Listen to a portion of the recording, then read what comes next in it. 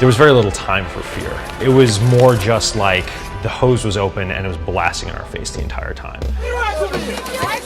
But it's thrilling, and this is the challenge, right? To find the stories of people who were sort of understood as monsters, and I wanted to see the human in them. There was this internal debate when we were sending him, do we get him a tourist visa or do we get him a journalist visa? And so we ultimately decided to send him on a tourist visa and have him go undercover. We wouldn't be able to say he's reporting on this particular issue, so we would have to essentially be lying to the Russian government about what Jeff was doing there. Because, he is out in the field reporting with openly gay individuals, which is itself a crime in Russia.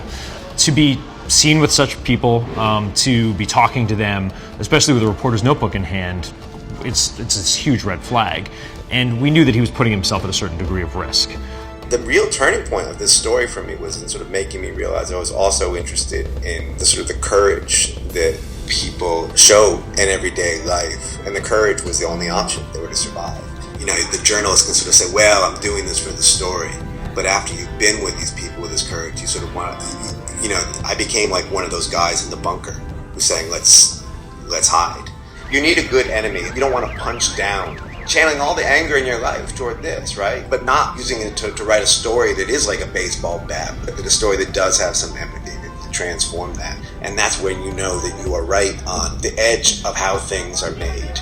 And it's worth knowing about that. And if you can describe that edge and maybe push it back a little bit, then you make more room for the human.